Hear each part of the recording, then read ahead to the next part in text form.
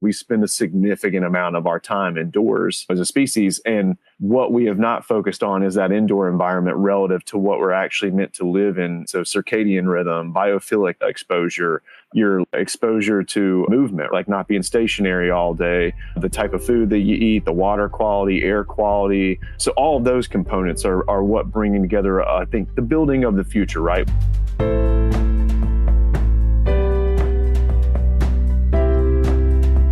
Welcome to Sustainability Leaders. I'm Michael Torrance, Chief Sustainability Officer at BMO.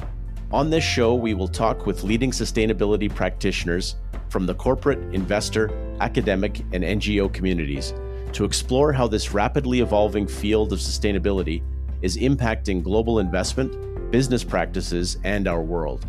The views expressed here are those of the participants and not those of Bank of Montreal, its affiliates, or subsidiaries.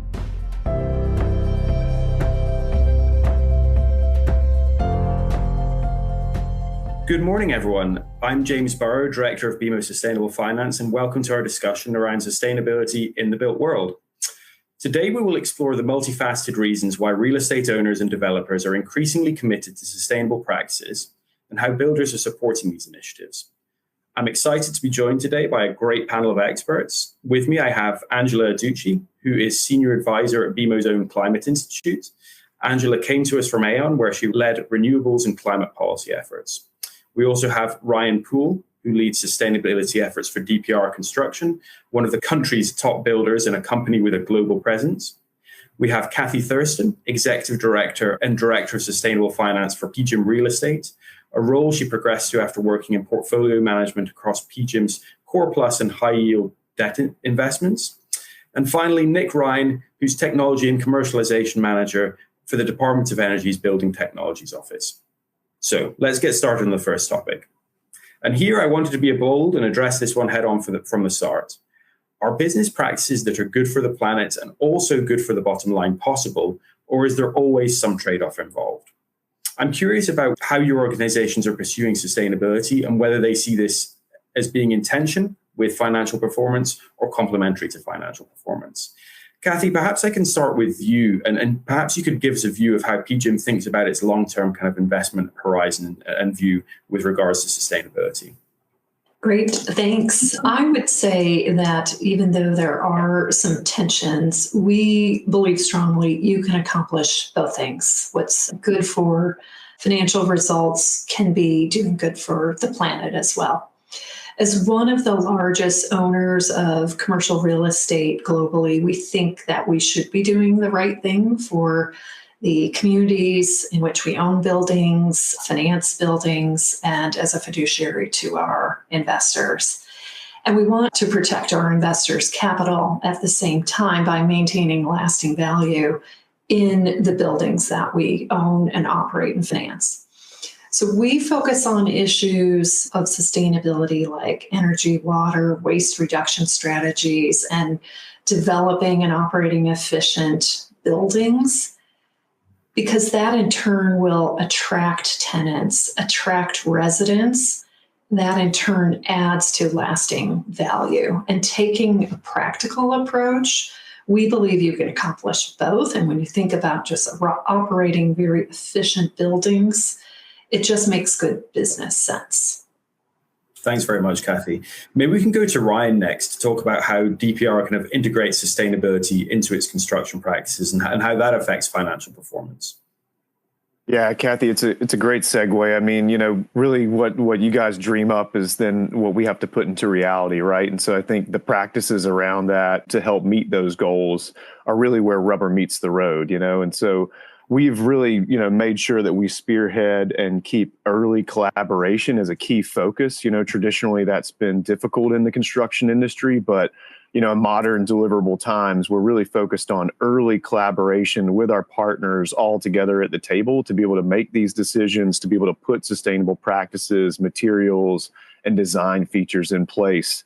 I think the reality is no company is going to succeed in the future without having a sustainable mindset, right? You don't want to just be part of the solution from the product that you deliver to help other customers. You have to make sure that your organization is focused on it as well. And to Kathy's and others' points, like there's absolutely a true balance to be had there, where we can show financial success, social impact, as well as environmental balance all together, right? Where we come to align to say it is the only way that we can move forward, right? Together in alignment. I'm happy to hop in with one more thing from BMO's perspective, which is we're representing different types of organizations that all touch this sector and all touch this type of asset. And so, we're not going to have one blanket answer as to why sustainability is good for the bottom line. And I think that's true more often than it is not, is that different types of businesses are going to have different answers to this, but even individuals and different types of functions are going to have a different answer to why sustainability is good for their business. So just to add a proof point from BMO's side, our sustainability office over the last 5 years has grown exponentially from about 2 to 3 people to nearly 20. And I think that signifies, that investment signifies that this is integral to our business and our own resilience of operations moving forward. And I think that's a really strong indicator that it's not just the right thing to do, but it's actually critical to how we do business moving forward. I think the short answer I often give to folks, right? It's not how big you are, or how strong you are, how fast you are, it's how adaptable you are. That has always been the primary driver of who rises above the tide and who falls below it. It's who can adapt most effectively and do it most efficiently, right? And embracing the sustainable mindset really is analogous to that adaptability mindset. And whether it be from external factors, right? And there is a whole host of data and information and science and research that really overwhelmingly tells us that we are going to have to make infrastructural considerations for how our world is changing. But I think the customer base is also dramatically changing about what they're expecting. New research that's coming out about indoor air quality and things like that, forcing builders to say, hey, what materials are we really building with over the life of this 30 or 50-year-old building, right? So from internal and external pressures, right, the sustainability mind frame is getting reinforced as this is how you adapt to the changing times, economically, infrastructure-wise, material-wise, all the nuts and bolts to what your business tries to drive as its message and its founding principles. There's all ties to sustainability in those avenues. Perfect. Thank you very much for that, Nick. So in all our professions, risk management is paramount, and sustainable business practices do address their own set of risks. However, sustainable practices come with their own set of financial and operational challenges. I'd love it if you all could give us some insights into how your organizations lead on corporate sustainability whilst also remaining streamlined and agile. Maybe, Ryan, we can start with you this time.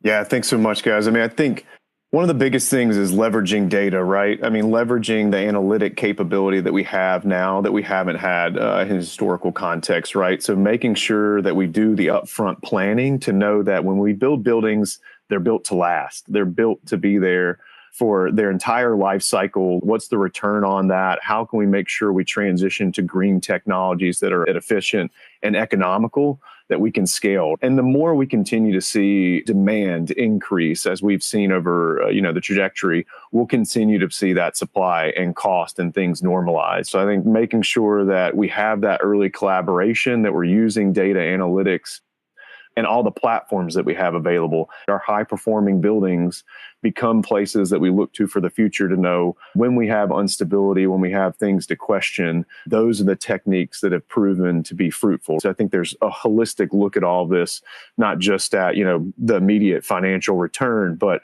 what's resilient for the building and the people that use the facility, right? The health and wellness for them and everybody around them. There's lots to build off of from what Ryan has said, and I'll just echo the need to sit down with your partners as early as possible in the process.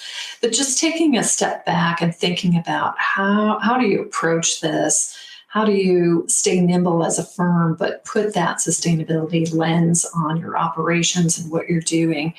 We think about it as how do we look at business as usual and insert where we need to have considerations for sustainability risks. What parts of our investment life cycle Do we need to adapt a different way of looking at things? And once you ingrain that into the culture of the firm, that it literally touches every aspect of your business, it becomes more adopted throughout the organization. Yeah, I couldn't agree more with what the last two speakers kind of went through here. And I think the other side that I always like to consider with folks is what is the risk of inaction? The response I usually give to folks is, how are you looking at what is the risk of not acting in this mind frame and not pursuing these opportunities, right? And you can see it in many of the larger corporate entities in our country, right? Customers and stakeholders who have not been part of these discussions or interested in this work are going to be coming out of the woodwork and looking for guidance about how do we really bring these things to life? As Ryan said on the last question, what is the reality of bringing these things to life? And I think there's going to be a very willing and open audience to learn about those things and work to find the right balance between, the risk of inaction and the risk of acting too much. And I want to get a little bit more concrete here, excuse the poor pun, but looking to the future, how will the buildings of tomorrow actually look and feel different to what they're like today? How do you future-proof the assets you build and invest in? And maybe we can start with Nick at the Department of Energy here. And I'm sure you have insight into some exciting technologies and developments that are on the horizon that you can let us know about. Yeah, absolutely. And I'll try to keep us out of the nerdy weeds for a little bit here. I definitely want to take a macro view first, and then I can get into some of the core technology pillars that I think are really driving the technology within the space, right? So I think the decarbonization of individual buildings is incredibly important. We talk all the time about the indoor health quality elements, right? Resiliency and those things.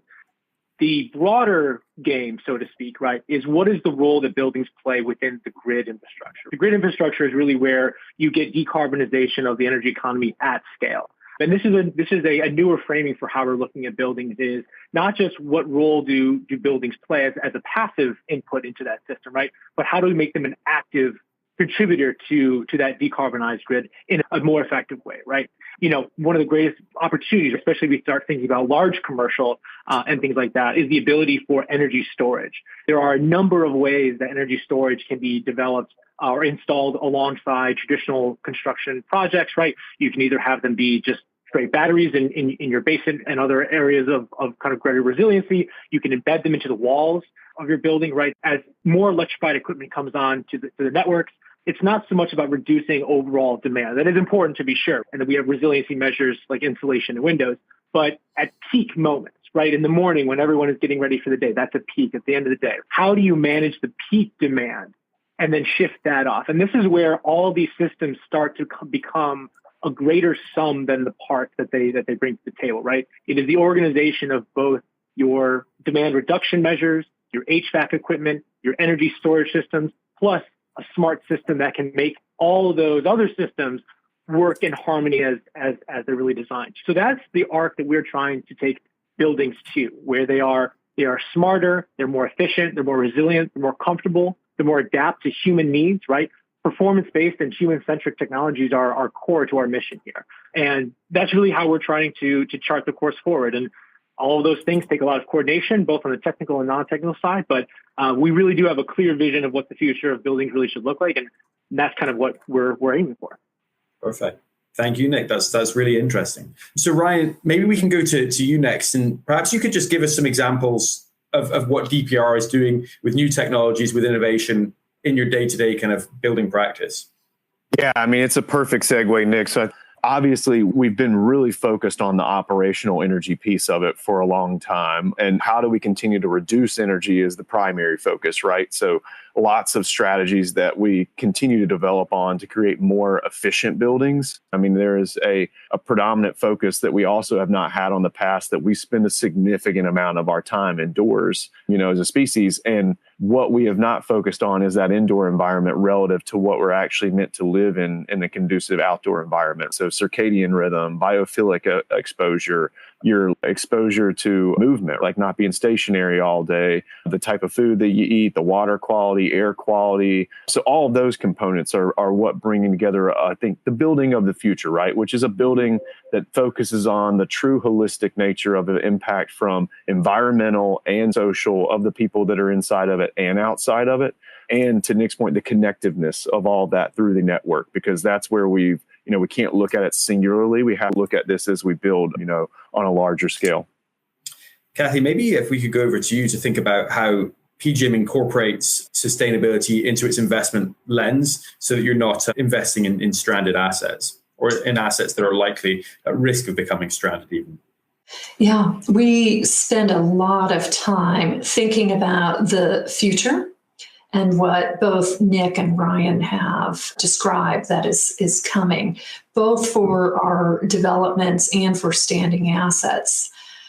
We take an approach of we want to understand who the next owner will be and actually who the next owner after that will be, because we're building assets that will last years and years or investing in assets for a very lengthy period of time. So understanding how that asset kind of stacks up in the market that it sits in or will be developed in, and how its risk of becoming potentially immediately obsolete if we deliver the wrong product to the market, or along our journey of ownership becomes obsolete and stranded because the rest of the path of decarbonization, be it the grid competing properties, are moving well beyond where maybe our property is able to keep up. So we want to avoid that risk, right, and understand that.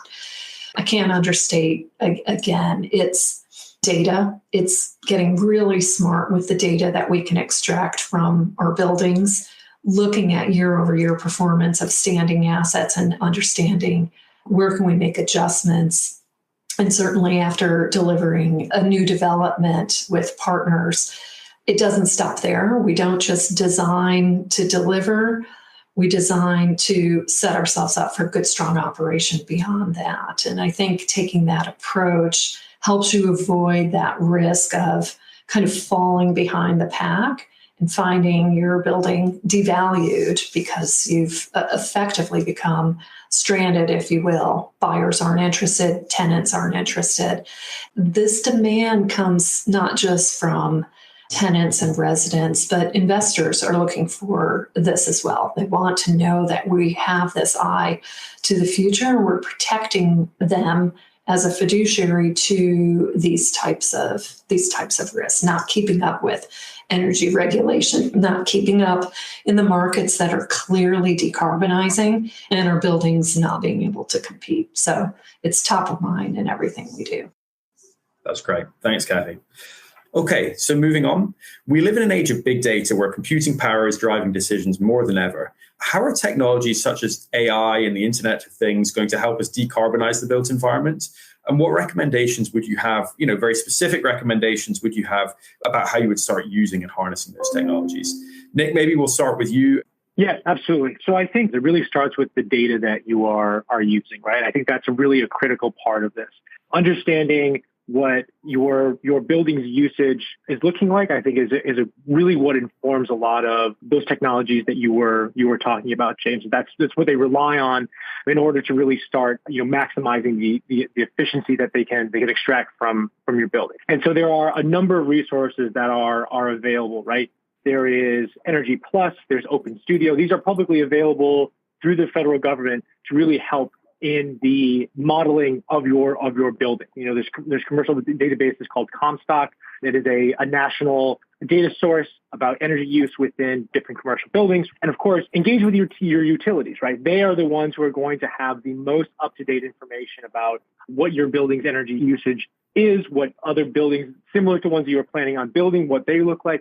More to your pointed question, James, the biggest role that we are seeing some of these more advanced technologies like AI really starting to serve is in that coordination role. We understand the primary mechanics behind, bringing cooling into buildings. We can improve the efficiency of those systems, but the space of control, right, how you operate your building more effectively, that is a white space that is for everyone, really. And that's where systems like AI really start to come into play, or have the potential to anyway, right? A lot of these things are still at very early stage, right? But if you can take the human element out of having to operate your building and really rely on a robust system of sensors and receivers, right, that allow you to track occupancy, the time of occupancy, the heat in that room, all these different factors that we've talked about are along the lines of sustainability and human interaction, right? And a lot of that is going to ultimately take in the form of an intelligent entity that can monitor while you're not actively in the room. I mean, what an incredible overview there of all the initiatives coming out and the convening and how this all ties together. Really, the only thing that I would have to add here from a banking perspective is that entities like the Department of Energy and the work that Nick is doing are generating just really incredibly valuable data for banks and financial institutions and lenders to better understand the riskiness and the return associated with these, types of deals or emerging technologies that perhaps there's just not much data on to begin with. And so I would say that there's just so much potential in the work that's coming out on this. And I think it'll be fascinating to see sort of what it leads to and how it marries up to the banking sector and the private sector. Fantastic. Thank you very much, Angela. So I think that is a wonderful note to finish on. Thank you to our great panelists for a wonderful discussion. Until next time, thank you very much for joining. Have a good day.